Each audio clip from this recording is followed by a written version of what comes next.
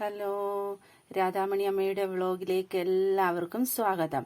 ഇന്ന് നമ്മൾ ഉണ്ടാക്കാൻ പോകുന്നത് ഒരു സ്പെഷ്യൽ അച്ചാറാണ്. എന്ന് വെച്ച് കഴിഞ്ഞാൽ എല്ലാവരും ആലോചിക്കുന്നുണ്ടായിരിക്കും എന്തായിരിക്കും എന്നല്ലേ. വാഴപ്പിണ്ടി വെച്ച് ഒരു അച്ചാർ. അതെങ്ങനെയാണെന്ന് നമ്മൾ കാണിച്ചു തരാം. ഈ വാഴപ്പിണ്ടി അച്ചാറിനായിട്ട് നമ്മളിപ്പോൾ ഇവിടെ എടുത്തിരിക്കുന്നത് ഏത്തവാഴയുടെ പിണ്ടിയാണ്. അതിന് വാളാന്തോടന്റെ പിണ്ടിയാണെങ്കിലും നമുക്ക് ഇതിനായിട്ട് ഉപയോഗിക്കാം. അപ്പം അമ്മയ്ക്ക് കിട്ടിയേക്കുന്നത് ഏത്തവാഴയുടെ വാഴപ്പിണ്ടിയാണേ. അത് നമ്മളിങ്ങനെ വൃത്തിയാക്കി അമ്മ മുറിച്ച് വെച്ചിട്ടുണ്ട്. അതിനെയും ഓരോ റൗണ്ടായിട്ട് നമ്മൾ മുറിച്ചെടുത്തിട്ട് എടുക്കും.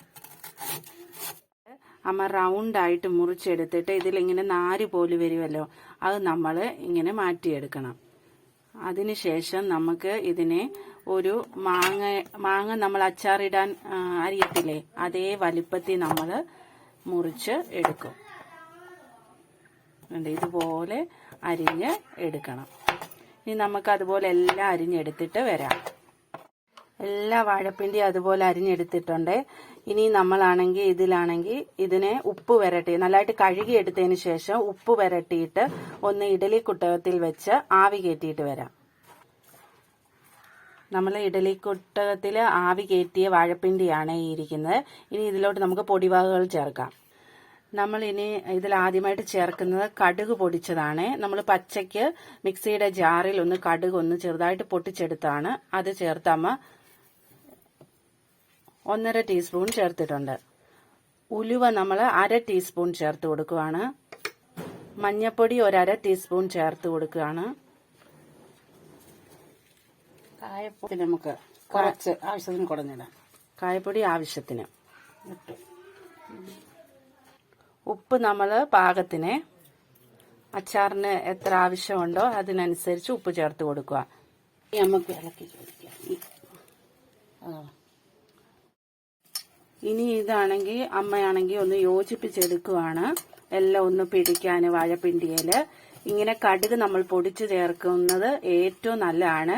നമ്മുടെ അച്ചാർ എത്ര നാൾ വേണേലും കേടുകൂടാതെ ഇങ്ങനെ നമുക്ക് സൂക്ഷിക്കാൻ പറ്റും. അതുപോലെ ഇടയ്ക്കിടയ്ക്ക് ഓരോ ടിപ്സ് അമ്മ പറഞ്ഞു തരാം കേട്ടോ. ചൂടായ പാനിലേക്ക് നമ്മൾ നല്ലെണ്ണ ഒഴിക്കുകയാണേ.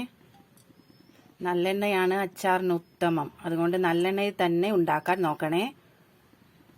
നല്ലെണ്ണ ചൂടായി വന്നിട്ടുണ്ട്. ഒരു 200 ഗ്രാമോളം നല്ലെണ്ണ അമ്മ ചേർത്തായിരുന്നു. ഇനി അതിലേക്ക് കടുക് ഇടുവാണേ.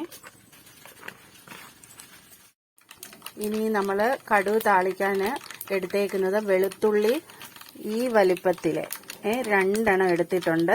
അതിന്റെ അല്ലികൾ അമ്മ നീളെ കീറിയിട്ടിട്ടുണ്ട്.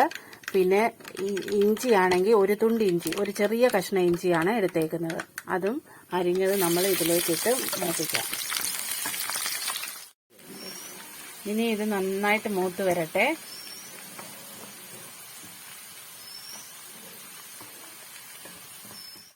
നമ്മുടെ വെളുത്തുള്ളി ഇഞ്ചി മൂത്ത് വന്നിട്ടുണ്ട്. ആ സമയത്ത് നമ്മൾ കറിവേപ്പില ചേർത്ത് കൊടുക്കുകയാണ്. നമ്മൾ ആവശ്യത്തിനുള്ള മുളക് പൊടി എടുക്കുകയാണ്. 5 ടീസ്പൂൺ മുളക് പൊടി ചേർത്തിട്ടുണ്ട്. എരിവിനനുസരിച്ച് നമുക്ക് അങ്ങോട്ടും ഇങ്ങോട്ടും മാറ്റാം. മുളക് പൊടി ചേർത്ത് നന്നായിട്ട് ഇളക്കി കൊടുക്കാം. അതിന്റെ പച്ചമണം ഒന്ന് മാറിക്കിട്ടട്ടെ.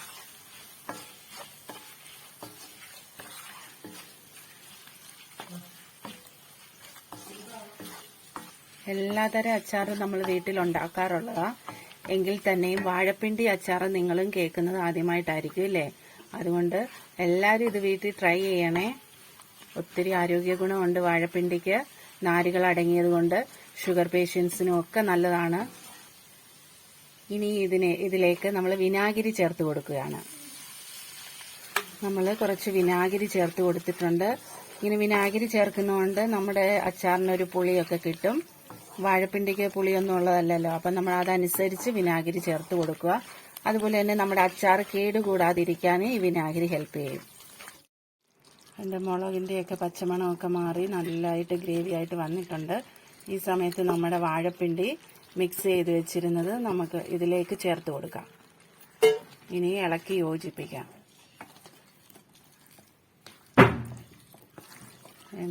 നമ്മുടെ അച്ചാർ നല്ല അടിപൊളിയായിട്ട് വന്നിട്ടുണ്ട്. ഇങ്ങനെ ഒരു അച്ചാറുണ്ടെങ്കിൽ നമുക്ക് എത്ര പ്ലേറ്റ് ചോറ് വേണേലും കഴിക്കാം.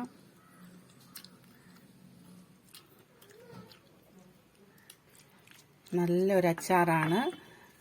എല്ലാ ഉപ്പും കടുകിൻ്റെയും എല്ലാം നല്ല ഒരു വാസന വരുന്നുണ്ട്. അതുകൊണ്ട് നിങ്ങളെല്ലാവരും ഇത് വീട്ടിൽ ട്രൈ ചെയ്ത് നോക്കണം. നിങ്ങൾക്ക് ഇഷ്ടപ്പെടുകയാണെങ്കിൽ നിങ്ങളുടെ അടുത്ത ഫ്രണ്ട്സിനൊക്കെ ഷെയർ ചെയ്ത് കൊടുക്കണം. എന്തെങ്കിൽ മാത്രമേ അവർക്കും ഇതുണ്ടാക്കി നോക്കാൻ പറ്റൂ. അതുപോലെ തന്നെ ഞങ്ങളുടെ ചാനൽ നിങ്ങൾക്ക് ഇഷ്ടപ്പെടുകയാണെങ്കിൽ ലൈക്ക് ചെയ്യാനും സബ്സ്ക്രൈബ് ചെയ്യാനും മറക്കരുതേ. ഇനി ഇതുപോലെയുള്ള നല്ല വിഭവങ്ങളുമായിട്ട് അടുത്ത വീഡിയോയിൽ വരുന്നതായിരിക്കും. അതുവരേക്കും ബായ്.